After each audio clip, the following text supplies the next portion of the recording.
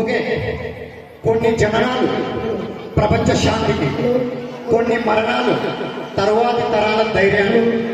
Okay, 1857 సంవత్సరంలో సిపాయిలు వాడేటువంటి తూటాలకి ఆవు కొవ్వు పంది కొవ్వు పూసి వాటిని ఉపయోగించవలసిందిగా కోరారు బ్రిటిష్ వారు.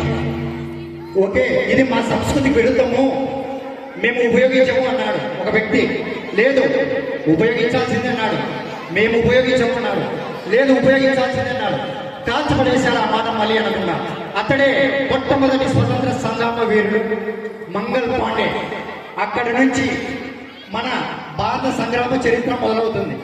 ఓకే, అక్కడి నుంచి ఒక సంవత్సరం దాటుకొని చిన్నప్పటి నుంచే ఛత్రపతి శివాజీ మహారాజ్ కథలు విని చేస్తే యుద్ధం ఆయనలా చేయాలనుకుంది ఒక అమ్మాయి. పెరిగే వయసుతో పాటు ఆమె తల్లిని తండ్రిని భర్తను పోగొట్టుకుంది. తరువాత ఆమె గ్వాలియర్లో ఉండగా ఈ బ్రిటిష్ వారు ఏం చేశారంటే, నువ్వు ఒక బ్రిటిష్ రాలివి, నువ్వు ఒక భారతీయురాలివి, అందులో నీవు ఎవరు లేరు కాబట్టి నీ రాజ్యాన్ని అప్పగించవలసిందిగా కోరారు. లేదు, ఈ గడ్డలో పుట్టిన నేను, ఈ గాలిని శ్వాసించిన నేను లొంగిపోవడమా, వస్తున్నాడు రా మీ శవాలను శ్మశానం తీసుకోవడానికి సిద్ధం చేసుకోమని చెప్పి కత్తిపట్టి గుర్రంపైకి ఒకసారి యుద్ధంలోకి దూకితే ఆమె కత్తి దానికి బ్రిటిష్ వారి శరీర భాగాలు ముక్కలు ముక్కలుగా తగుపడుతున్నాయి. ఎక్కడ చూసినా రక్తపు మడుగులే, ఏ వైపు చూసినా ఆమె గుర్రపు సకిలింపులే. వచ్చినటువంటి సైనికుల పాదాలకు అక్కడ ఉన్నటువంటి శవాల పలకరింపులు మాత్రమే మిగిలాయి. ఆ విధంగా ఆమె యుద్ధం చేసింది. తేరుకున్నటువంటి బ్రిటిష్ వారు ఏం చేశారంటే కనుక అధునాతనమైనటువంటి ఆయుధాలు వాడి ఆమెను లొంగ తీసుకోవడానికి మొదలుపెట్టారు. తర్వాత ఏ బ్రిటిష్ కుక్క కూడా నన్ను తాగొద్దని చెప్పేసి ఆ అమ్మాయి ఏం చేసిందంటే దగ్గరలో ఉన్నటువంటి ఒక గడ్డి వామెకి తోటి చెలికత్తెలతో ఆ గడ్డి వాణి తగలబెట్టించుకొని వీరమరణం పొందినటువంటి వీరరాణి ఝాన్సీ లక్ష్మీబాయి పుట్టినటువంటి గడ్డ. దాని తర్వాత 1922 సంవత్సరంలో ఏం జరిగిందంటే కనుక ఒక మహావీరుడు వచ్చాడు. అప్పట్లో సిచ్యువేషన్ ఎలా ఉందంటే కనుక తలకు పన్ను మొలకు పన్ను కనేటువంటి కళలు కూడా పన్నులు పెంచడం మొదలుపెట్టారు. ఒకవేళ అడవిలో నడిచి వెళ్ళాలంటే కనుక బ్రిటిష్ వారిని ఎత్తుకొని వెళ్ళాలి. మన్యప్రాయులు వారి మతుకు ఏం చేసేవారంటే కనుక ఈ యొక్క అడవి గిరిజన మహిళల యొక్క మానాలను తీసుకొని ఎత్తుకెళ్లేవారు. అప్పుడు వచ్చాడు ఒక వ్యక్తి, తన కంటి చూపుతో దహన సంస్కారాలు చేసేటువంటి వ్యక్తి. కనగనం అంటే అగ్నిగోళం, భగభగం అంటే సూర్యుడు లాంటి వ్యక్తి వచ్చాడు. 1922 సంవత్సరంలో ఆ మహాపరమశివునికి రుద్రాభిషేకం చేసి బయలుదేరాడు. బాణానికి ఓ ప్రాణానికి కైకొని దొరికిన వాడిని దొరికినట్టు చంపడం మొదలు పెట్టాడు. చింతపల్లి పోలీస్ స్టేషన్ పై 1922 సంవత్సరం దాడి చేసి దొరికిన ఆయుధాన్ని దొరికినట్టుగా తీసుకొని అందరినీ చంపడం మొదలు పెట్టాడు. తరువాత తేరుకున్నటువంటి బ్రిటిష్ వారు ఏం చేశారంటే 100 గుండ్లు ఆయన గుండెలోకి దూసుకెళ్లేలాగా చేశారు. అప్పుడు ఒరగినటువంటి ఆయన హృదయంలో ఏమని పలికిందంటే, మీరు ఈ రోజు నన్ను చంపొచ్చు, కానీ నా హృదయం నుంచి జాలువనేటువంటి ఈ రక్తపు బిందువుల నుంచి ఒక్కొక్క రక్తపు బిందువు నుంచి ఒక్కొక్క అల్లూరు సీతారామరాజు పుట్టి మిమ్మల్ని ధారాళంగా దహించి వేస్తారా అని చెప్పినటువంటి తెలుగు బొప్పిలి అగ్గిపిడుగు అల్లూరి పుట్టినటువంటి గడ్డ.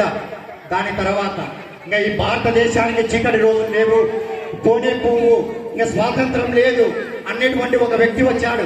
ఉప్పు సత్యాగ్రహం, నెక్స్ట్ క్విట్ ఇండియా, ఆమరణ నిరాహార దీక్ష వంటి ఆయుధాలతో ఒక వ్యక్తి వచ్చాడు. ఎన్ని రోజులు పురికాలంలో చేపలలాగా బతుకుతారు అని చెప్పి స్వేచ్ఛా సప్త సముద్రాలు ఈదులకు బాణుడు కిరణమై వెలుగు చూపించినటువంటి రారాజు మహాత్మా గాంధీ పుట్టిన గడ్డ ఇది.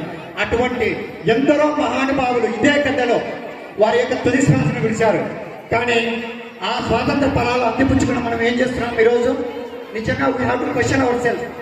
నిజంగా మనం ఏదైనా ఒక సినిమా హాల్కి వెళ్తే వాళ్ళు మనకి జనగణమన వేస్తే ఎంతమంది లేచి నిలబడుతున్నారో వాళ్ళు వాళ్ళ హృదయం పైన చేతులు వేసుకొని చెప్పాలా. నెక్స్ట్ దాని తర్వాత ఒక వైద్య వృత్తిలో తన కూతురు అర్హత సాధించలేని ఒక వ్యక్తి ఏం చేస్తున్నాడంటే, ఈ భారతదేశం ఇంతే, ఈ భారతదేశానికి స్వాతంత్రం వచ్చినా కూడా ఎటువంటి ఉపయోగం లేదు అనే స్థితికి మారాడు.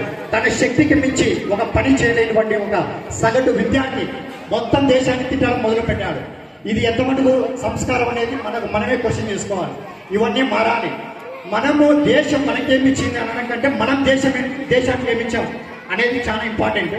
దాని తర్వాత దేశభక్తి అంటే కనుక ఏదో మన ఫ్లాగ్స్ ఇక్కడ ప్యాకెట్స్ పైన పెట్టుకోవడము, లేదంటే మొబైల్స్లో స్టేటస్ పెట్టుకోవడము, ఇదే దేశభక్తి అంటే. దేశభక్తి అంటే అదే కాదు. నిజమైన దేశభక్తి ఎక్కడ ఉంటుందంటే మన పంచువాలిటీ, మన బిహేవియర్, మన రెస్పాన్సిబిలిటీలో ఉంటుంది. రెస్పాన్సిబిలిటీ అదేంటి సార్? ఇప్పుడు ఎక్కడైనా ఒక చోట ట్యాప్ లో వాటర్ వెళ్తా ఉన్నాయి, దాన్ని నువ్వు ఆఫ్ చేస్తే మన దేశపు వనరులను నువ్వు ఆఫ్ చేసినట్టు. అక్కడ మన దేశపు వనరులను మనం నెక్స్ట్ జనరేషన్ కి అందిస్తున్నట్టు. ఒక ఎగ్జాంపుల్, బెస్ట్ ఎగ్జాంపుల్, మీరు క్లాస్ అయిపోయిన తర్వాత ఎంతో మంది చూసా క్లాస్ లో ఫ్యాన్స్ ఆఫ్ చేయరు, నెక్స్ట్ లైట్స్ ఆఫ్ చేయరు. ఎందుకంటే మనకేం సంబంధం? సార్ కదా, sir is going to pay the fee, sir going to pay the money, అంతేనా? అది రెస్పాన్సిబిలిటీ కాదు కదా.